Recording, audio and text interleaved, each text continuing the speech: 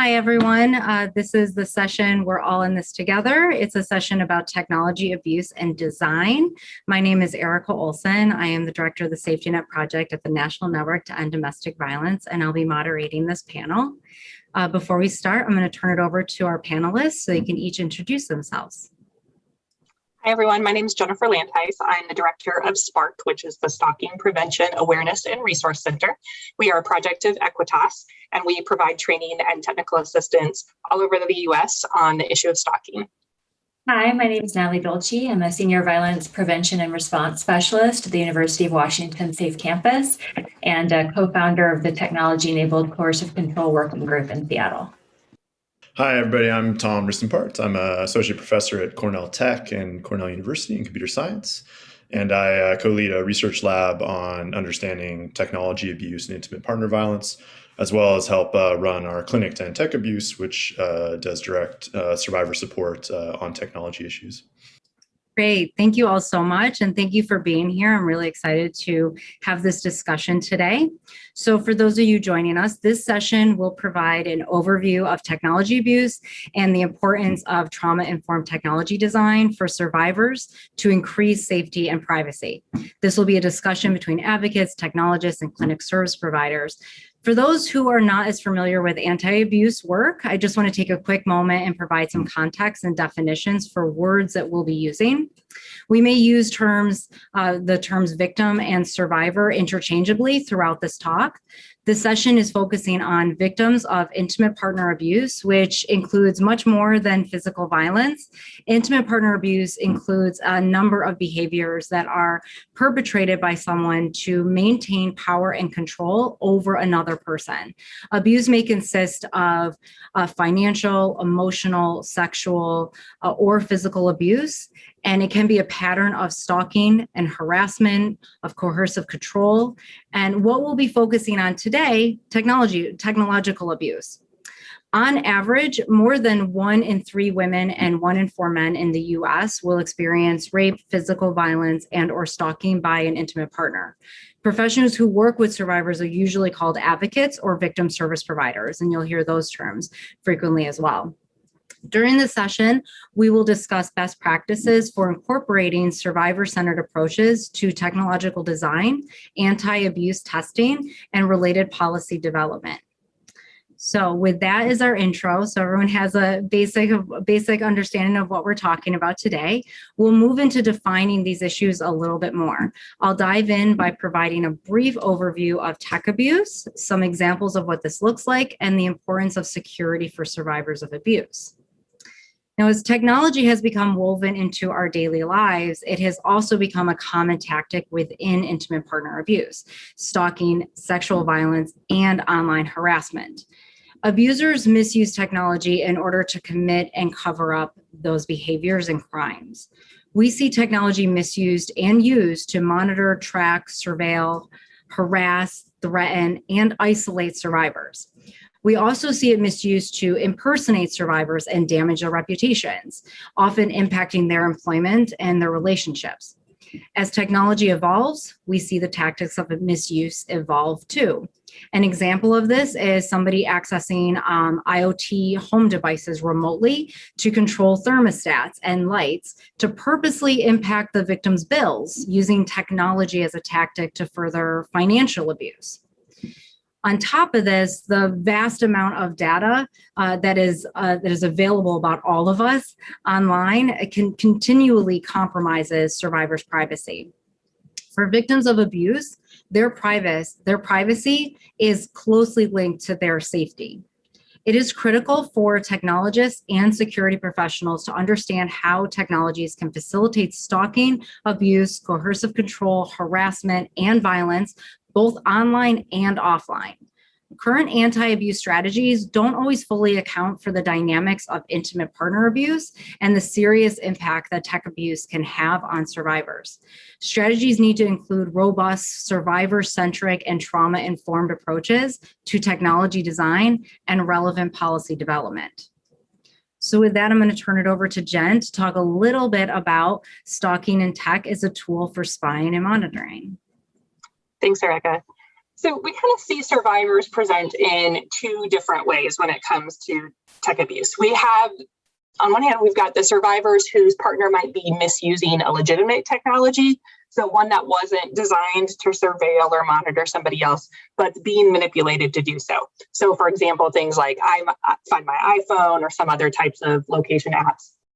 So what we know is like many aspects of technology, they're often designed in a way that assumes that people who share an account together or share a home together are safe with each other. And so one of the aspects that we have to be thinking about is for those that want to try to opt out of that technology. So say, for instance, we have a victim whose partner might be monitoring them through something like Find My iPhone.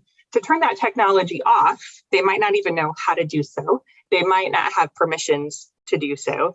And if they do so, it would be obvious to the other person. So that might increase the likelihood that harm or danger could happen to them as well.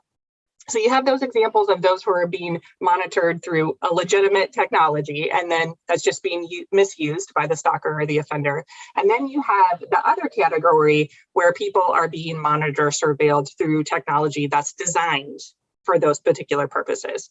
So what we sometimes see is things like stalkerware. So for instance, we just got a call last week from somebody who had left an abusive partner, had gone to stay with a family member, and the call came into an advocacy center saying that they were certain that there was some kind of way that the offender was hacking into their phone. That's the language that we hear oftentimes from victims and survivors. And in this case, the victim would show up certain places and the offender would show up there often enough that it wasn't a coincidence. And the victim also believed that this offender was reading the text messages that she was sending back and forth to her family. So she had reached out to an advocacy agency at first for help. And what we have to understand is there's not a ton of training and education for folks who might be going and advocating on behalf of survivors. And so you might have individuals who aren't equipped to be able to deal with these types of issues. Then she was referred to a law enforcement agency who told her essentially if she didn't want to report a crime, which she did not, basically there was nothing they could do for her. So then her next strategy was to try to reach out to the phone company to say, I believe that somebody is monitoring, surveilling me. She wasn't the account holder, so there was no way for her to change anything with the phone. And frankly, she faced disbelief by the phone company, who said, there's no way this kind of stuff can happen. Are you sure it's not just a coincidence, et cetera?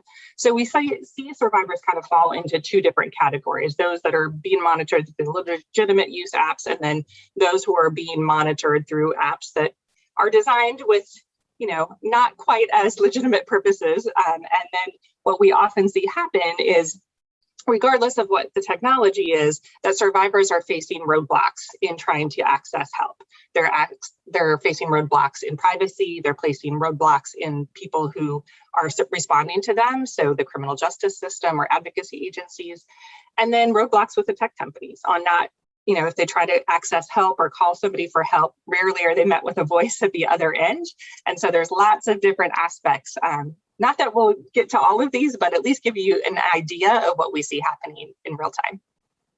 Thank you, Jen. I love the clear examples. And I think that's so helpful for people to wrap their head around this issue. Natalie, could you talk a little bit about your work in the campus intersection and prevention? Sure. Our office supports students, faculty, and staff at the University of Washington who are experiencing a variety of safety concerns. When we're working on tech abuse, we see a couple of different threat models. We see the threat model of folks who are targeted because they're in an intimate partner violence situation, a stalking situation, sexual harassment. We also see the threat model of researchers who are targeted for ideological reasons. Perhaps they study racial justice, climate justice, gender justice issues, and are experiencing harassment and doxing as a result of that. There's a couple of things I'd like to uplift in this discussion today, which is that it's really paramount that we start to integrate the threat model of intimate partner violence into the design processes of technology. We need to consider coercive control and potential abuse in product development, but also we need to consider response plans. I think particularly what Jennifer was just talking about really highlights that when people are trying to seek relief, it seems that there hasn't been much effort spent on what that response process looks like or the user experience for those who've encountered harm. I think an example would be a case study where a PhD student had an ex who was sending intimate images to her department and her doctoral advisor using a spoofed email. She was obviously embarrassed in front of the doctoral advisor, but also found other professional consequences, such as conferences she had signed up for were also targeted by this stalker and were asking her to no longer participate. The far too common response path is that she is increasingly isolated. The email platform does nothing to assist her in the perpetuation of this crime that's occurring, and that her doctoral advisor felt alienated and no longer wanted to meet with her alone, feeling just nervous about the whole situation. And I'd invite the audience to consider an alternative path, where instead that same survivor was put in touch with specialized victim advocacy services that cooperated with the university's CISO office, considering the opportunity for an email platform that had a specially trained response team that could work with people who were experiencing the unlawful distribution of their intimate images and try and curb that behavior quickly. And considering a conference that had protocols in place to protect speakers and privacy rather than participating in attrition or a brain drain. And I think that when we fail to consider appropriate prevention and response, we actually allow our platforms and our workplaces to be weaponized by the abuser rather than supporting the survivor, and that there is a real opportunity to flip the script and make those needed changes. Thank you so much for all of that. And Tom, Leslie, would you dive in and say, what does this mean for designing threat models? Yeah, it's a great question. It's a really hard one. So we've been doing research in this space for like maybe 5 or 6 years, and definitely just want to echo some of the things that Jen and Natalie were both saying, which is that when we started, talking to IPV support professionals, right, this issue of technology abuse came up over and over again. But at the same time, there were not a lot of technologists out there who could help and assist with these issues. And certainly there was a lot of frustration, palpable frustration with how the tech industry, tech companies specifically, were not necessarily, dealing well with the types of threat models that that victim survivors are facing every day. And so when I think about this, I think, there's a really big landscape of things that we need to make progress on, right? One is how do we, and perhaps most urgently often, is how do we help survivors in the short term, right? Dealing with the existing technology landscape that we have.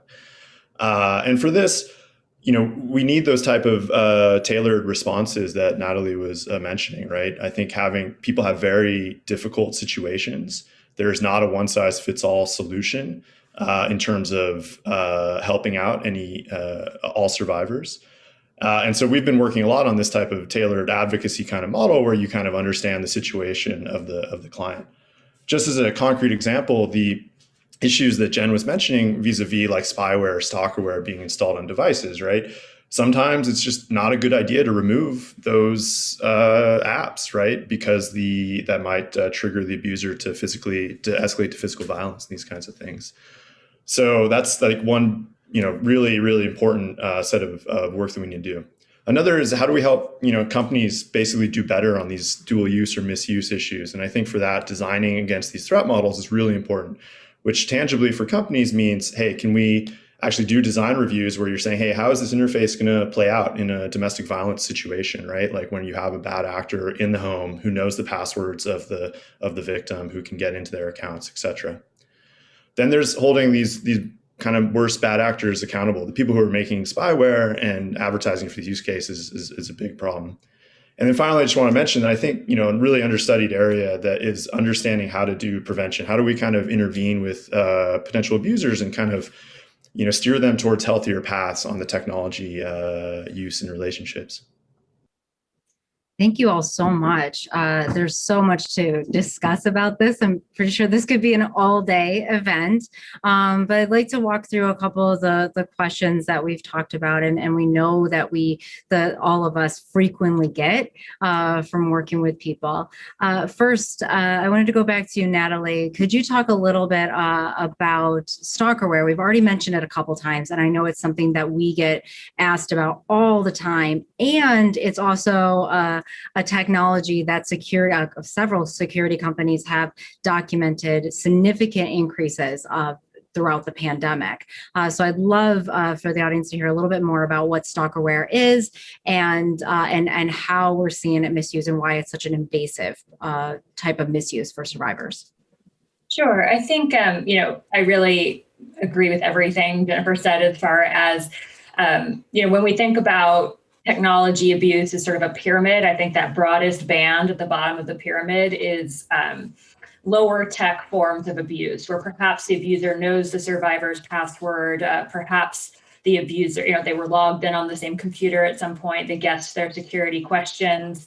So it's typically not the most high-tech forms of abuse, but sometimes they evolve, or there are some more expert abusers who use more sophisticated things, such as stalkerware, which is really designed to surveil someone's device remotely. And that's something that can be downloaded onto the device and not even have an app necessarily appear on the home screen. And it doesn't necessarily provide a persistent notification to the individual whose device it is.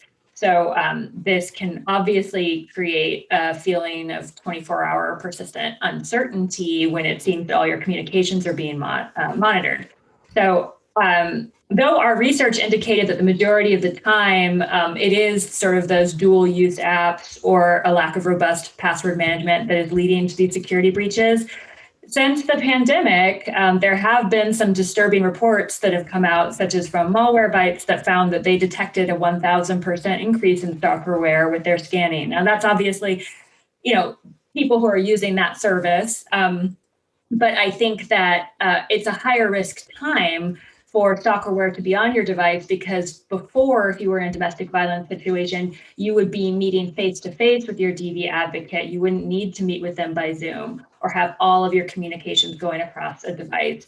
You might have an in-person meeting with an attorney about your divorce plan or custody issues. But if it's all happening via Zoom and it's all being monitored, then you can really see how the abuser is surveilling every aspect of their communications. So I think what we've learned is that this is an area that absolutely demands more study. And there is a coalition against stalkerware that is looking at some recommendations. And I know some folks on the panel are involved with that, so I'd invite them to jump in. But I think that multidisciplinary partnership of the coalition is a really inspiring model for efforts in this space going forward. Yeah, I absolutely agree. Thank you for that. Jen, could you talk a little bit about another, common question that we always get is about the laws. Tell us a little bit about how technology abuse is addressed by U.S. laws and what gaps may exist. I think when we look at laws trying to address technology, it's like we're always playing catch up. We're always behind the 8 ball a little bit, because we have some really antiquated laws that we're using to try to address some really up-to-date technologies. And then the strategy in lots of states is to try to pass new laws that by the time get passed are now out of date as well. So there's always that difficulty. And I think the other difficulty we have is really just kind of demystifying the use of technology. I think one of the things that we hear from survivors all the time is if there's in-person things happening or very real threats made by somebody, as they're across the room from them, that's one thing. But if it happens just via the technology or via social media, then it's not taken as seriously. And so I think one of the strategies that we really have to focus on is understanding the harm that can happen from these security technologies. And even if there isn't in-person contact, it's still as life-changing, it's still as scary, it's still as threatening to those people who are experiencing it. So I think some of our strategies have to be kind of twofold. Number one, demystifying the technology, first of all. We also see that in response systems, people who are less likely to go forward with a tech case because it seems so hard to get the evidence or more difficult, and not knowing who to reach out to for help. And then we have the strategy of, okay, so if we have the information, what kind of laws do we have at our disposal? And then, of course, jump into if you have a company that's not inside the US, do they have to obey court orders and subpoenas, et cetera, that are US based? No, they don't. So that can be difficult as well. So all those different strategies can play into it, but I think definitely always feeling like we're playing catch up in that particular response. Absolutely. So, Tom, digging more into the various threat models and the gaps that exist, can you talk a little bit more about how intimate partner abuse, that the threat models for intimate partner abuse differ from the ones that focus on state surveillance or broader privacy issues? Yeah, for sure. I think this is a really important point, particularly, at RSA, which is a conference that's, built around the computer security industry. I think we can, everyone, I'll come to some other examples, but this stalkerware, spyware example is an easy one to highlight this difference, right?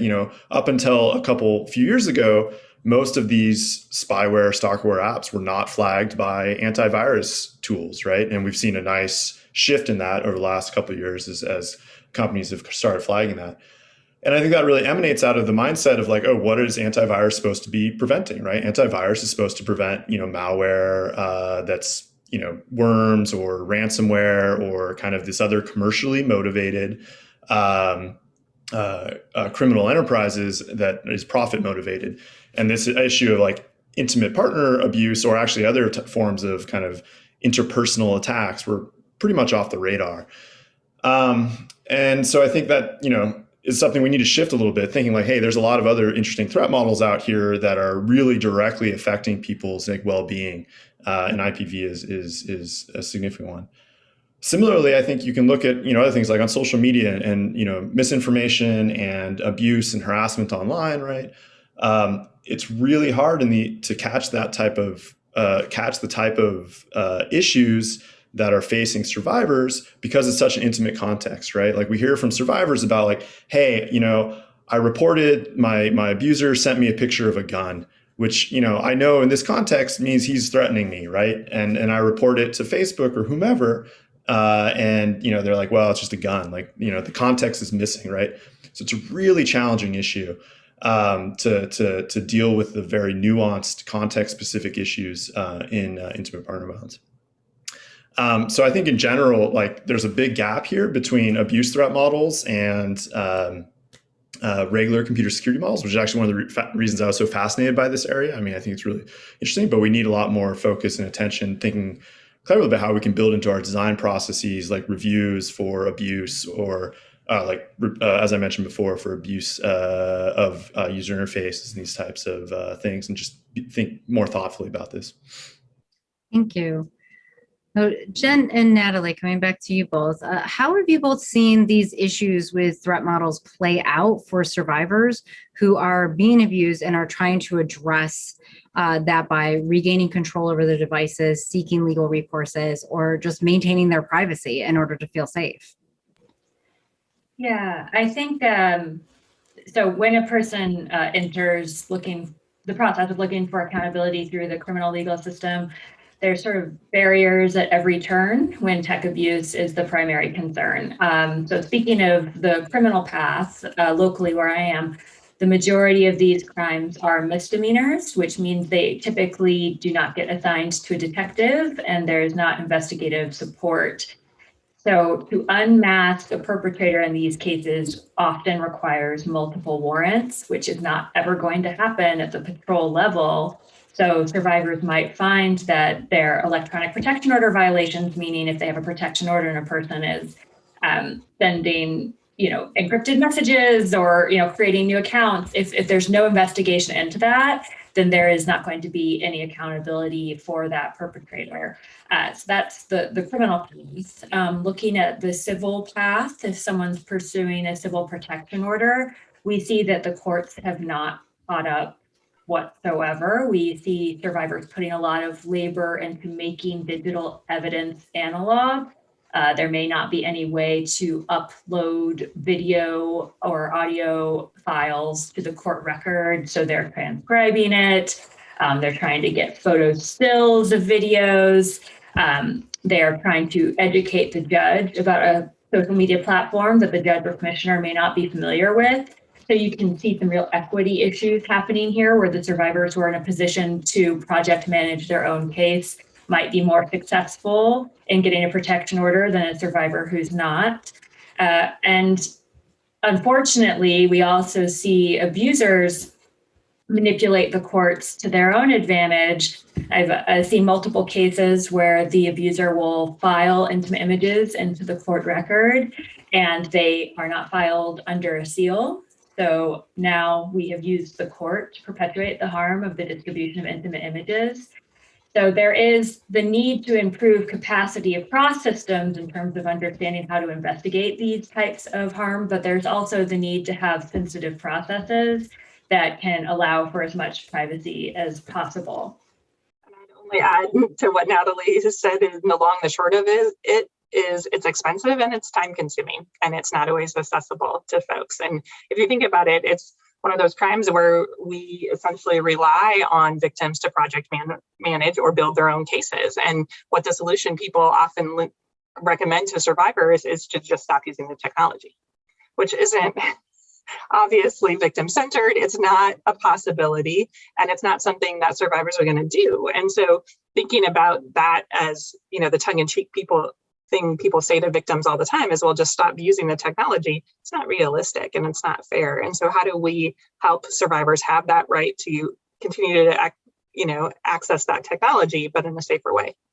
Yeah, thank you both. And that is such a great point that you headed on there too. We are big advocates of empowering survivors to take control of their technology and to know how to increase their privacy and safety on their devices and their accounts, because taking away their technology does nothing to hold a perpetrator accountable. It does nothing to even increase safety. Abusers don't go away that easily, and we know that. So thank you for that. So do any of you have some examples of best practices that you would encourage for broad industry adoption? And any thoughts about the challenges that the industry faces in really addressing this better? I guess I could just start. I think this has to get on the radar of companies, right? Most companies hire security teams and they have people dedicated to computer security, and you need to invest also in anti-abuse and trust and safety, right? And I think that's something that across the board companies are becoming more recognizing of, but this isn't just trust and safety for your average user, right? This is trust and safety for particular targeted people, which, based on the statistics that you were giving earlier, that's a large fraction of your users, right? 1 out of 4 women and 1 out of 3 women and 1 out of 4 men. So, hiring people to actually think about these problems, review your designs, understand that every time you open up an interface that's used to communicate between 2 of your users, that will be abused. And so you need to think about how it's going to be abused, how to try to add friction to those abuse use cases, and how to add the recovery mechanisms for what happens when abuse occurs and what recourse our users can have. There's a lot of challenges here, and you need to invest in it. Yeah, I think there's a real opportunity to move from compliance to culture change. I think it's not sufficient to have a legal department that will at some point respond to a subpoena, but instead, if you have people who have given you their data, who are your customers, who are consistently having these issues on your platform, there needs to be some kind of way to provide that feedback. And I think having gender-based violence experts in a design process as like an advisory council would be a really great idea, because these are going to be the people, whether they're survivors or they're advocates, who are really going to be able to flag, hey, that's a concern. I think a recent example, and this is a platform I love and I use Signal, but I've known some advocates who have thought about maybe starting to use that with clients, but then they were concerned because then your contact section gets a ping if you've joined Signal. So then they were worried, okay, well, then their abuser might know that they're using this other separate private encrypted platform to speak with someone on. So I think, if we had ways to communicate that, hey, this actually can disrupt the kind of privacy we're seeking, I think those would be really productive relationships. Thank you so much. And this goes back to something you had mentioned earlier too, Natalie, about the importance of people within the industry and all outside of the industry to really work together, and the importance of those collaborations. And we're a founding member of the Coalition Against Stalkerware, as you mentioned, and I know all of us on the panel here have worked closely with a number of tech companies over the years and continue to, and being part of those conversations about both the design of the platforms, the reporting flows, all of that, and the options for survivors, the notifications, how sensitive, how informative they are. All of that is incredibly important, and I think it's a big part of our work that we've really enjoyed and have learned a lot about. And we definitely need to see more and more of those kind of collaborations. Before we turn to live Q&A, I think it's always important to just take a quick moment to talk about a few things that you can do. If anyone who's listening to this session, if you know somebody who could be experiencing abuse, or someone discloses abuse to you, what would you do in those situations? Because it can be very hard to know exactly what to say or where to point somebody. But considering the statistics on abuse, as we've mentioned, we should all be prepared for this conversation. It could be someone in your family, a colleague, or a customer who is concerned about your product and their privacy because of abuse. So I always tell people that one of the most important things you can do is to not judge the person or the situation, trust the person's instincts. They know that person and know the situation better than you ever will, better than any of us ever will. So if they believe that it is unsafe for them, then it probably is. If they believe that they're being monitored by someone, it's definitely possible that they are, even if it seems unbelievable to us. You know, I often hear people say like, oh, I didn't think that person was that techie. And unfortunately, we know you don't have to be that techie to misuse and take advantage of many of the technologies that are out there that abusers are frequently using as a tactic of abuse.